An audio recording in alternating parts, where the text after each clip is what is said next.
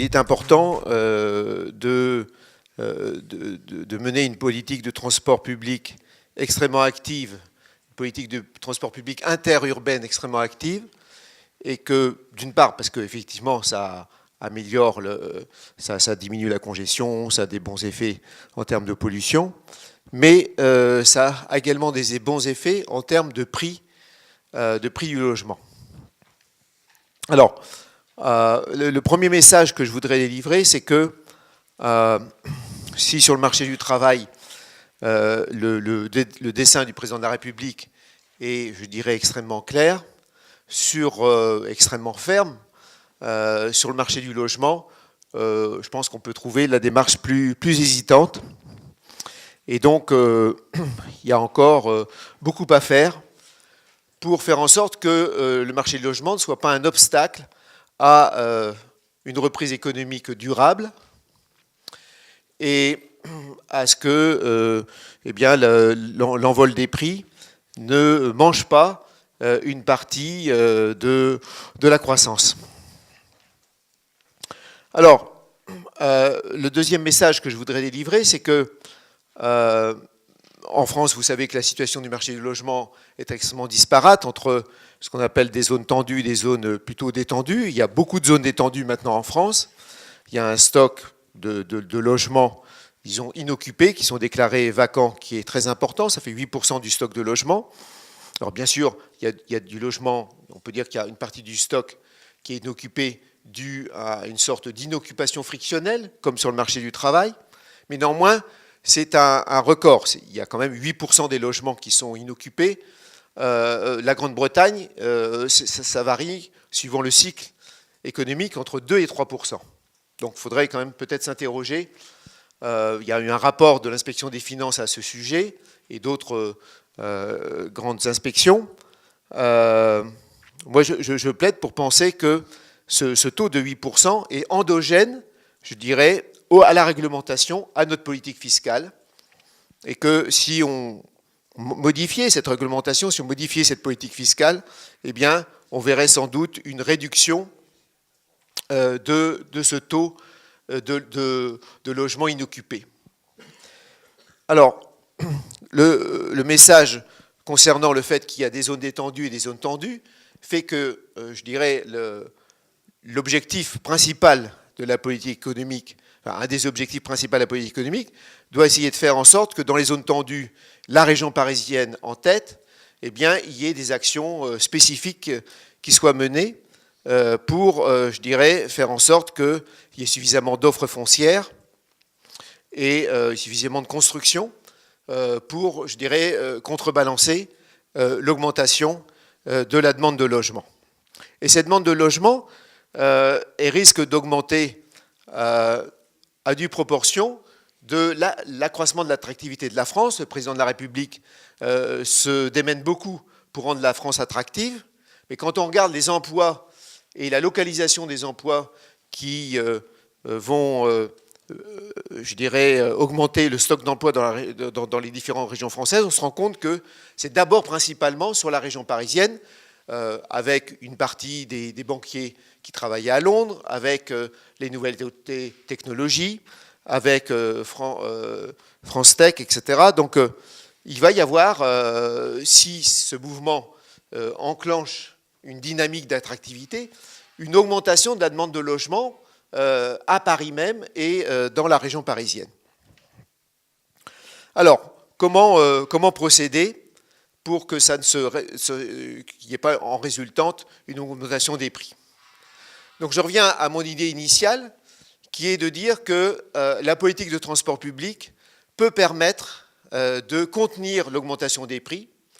On a montré, il y a des travaux aussi bien théoriques qu'empiriques qui montrent que plus vous avez une densité importante du réseau de transport collectif, et plus, je dirais, le gradient des loyers par rapport, ou le gradient des prix par rapport au centre de l'agglomération est faible. C'est-à-dire que lorsque vous vous éloignez, lorsque vous vous rapprochez du centre, eh bien, au lieu d'avoir un pic au centre, si vous avez un maillage de transport public dense, eh bien, les loyers et les prix n'augmentent pas tant que ça lorsqu'on se rapproche du centre-ville. du centre de l'agglomération parisienne, ici. Et donc, je plaide pour faire en sorte que le schéma du Grand Paris soit accompli tel qu'il était prévu dans les délais initiaux. Le président de la République a dit au mois de septembre qu'il souhaitait, je dirais, qu'il y ait un nouvel arbitrage en matière de transport public, en diminuant les transports, les investissements dans les transports interrégionaux entre les grandes villes de France, dans la mesure où on avait beaucoup investi, par exemple en ligne de TGV, et qu'il fallait se préoccuper des transports du quotidien. Bon, je pense que c'est je dirais, un arbitrage cohérent, un arbitrage qui va dans le sens de l'efficacité, mais il faut que les actes suivent. Et donc, je dirais, toute idée de report concernant des lignes du Grand Paris me semblerait une politique qui irait en contradiction, d'abord avec l'intérêt bien compris de la croissance de la région parisienne, et du bien-être des Parisiens, mais aussi en termes d'attractivité et vis-à-vis des objectifs de la politique du logement. Alors maintenant, évidemment, vous allez me dire, il reste 2 minutes, mais je n'ai pas encore abordé mon message principal, mais, tout ça pour dire, quid du financement? Alors, l'idée maîtresse que je voudrais défendre en termes de réforme, c'est le fait que il ne faudrait peut-être pas hésiter à faire une réforme d'ampleur. Il y a peut-être une opportunité, il y a peut-être une fenêtre pour faire une réforme d'ampleur sur la fiscalité foncière et immobilière en France. La taxe d'habitation a disparu.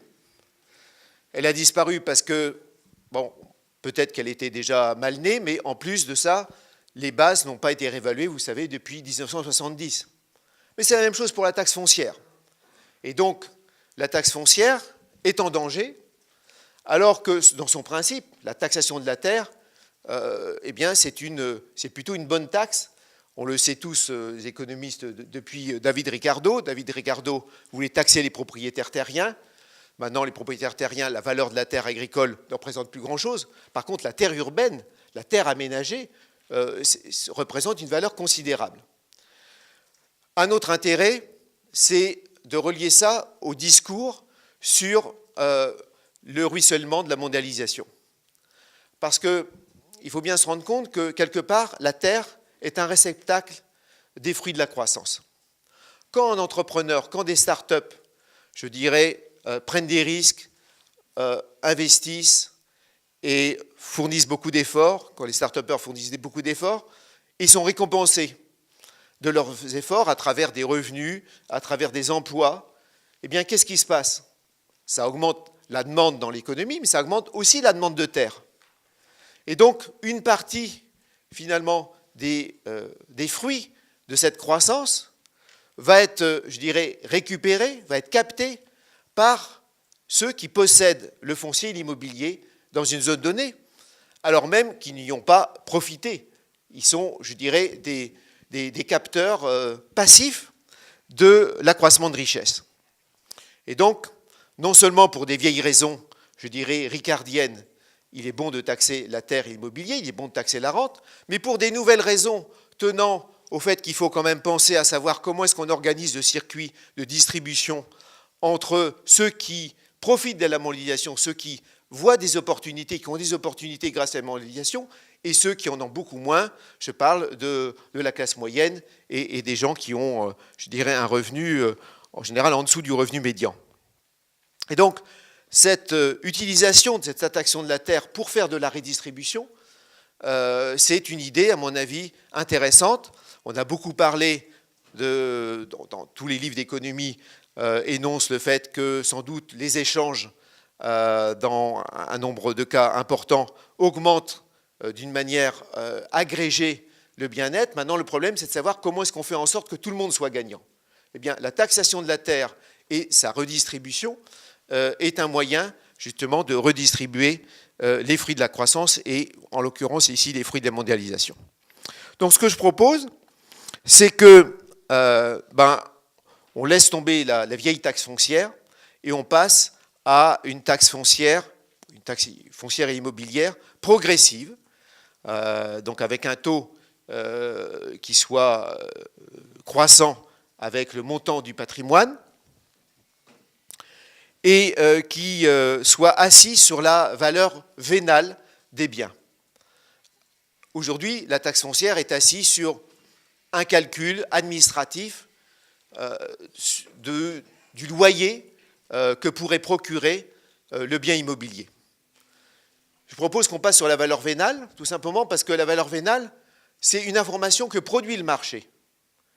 Donc pourquoi est-ce que l'administration s'entête à essayer de calculer une valeur qu'elle a du mal à, je dirais, calculer d'une manière continue, alors que le marché produit, je dirais, cette information en continu pour presque tous les biens. Alors évidemment, il y a des biens qui sont relativement peu échangés, et à ce moment-là, c'est simplement une fourchette de prix, comme sur les marchés financiers. Mais il me semble que là, plutôt que d'employer, il y a des gens qui sont employés au ministère des Finances qui pourraient être mieux employés plutôt que d'essayer de faire plus mal ce que le marché arrive à faire à peu près bien. Alors, je vous signale que ce n'est pas une nouveauté dans le système fiscal français, puisque d'une part, lorsque vous avez des successions, lorsqu'il y a l'impôt sur les successions, on vous demande quelle est la valeur vénale des biens qui sont transmis en héritage. Et à ce moment-là, qu'est-ce que vous faites? Vous demandez à un expert immobilier, à un agent immobilier, quelle est la valeur des biens en question. Donc ça ne pose de problème à personne. Et d'ailleurs, les agents immobiliers sont ravis de faire parce qu'ils se disent que peut-être ils vont récupérer par là un client. C'est également le cas, le calcul de la valeur vénale pour l'ex-ISF et pour l'impôt sur la fortune immobilière. Donc on aurait un moyen ici, je dirais, une fois qu'il serait établi de manière progressive, eh bien, je dirais de récupérer ce mognon d'impôt sur la fortune immobilière qui est un peu, je dirais, suspendu dans l'air et de le réintégrer dans une grande réforme d'ensemble.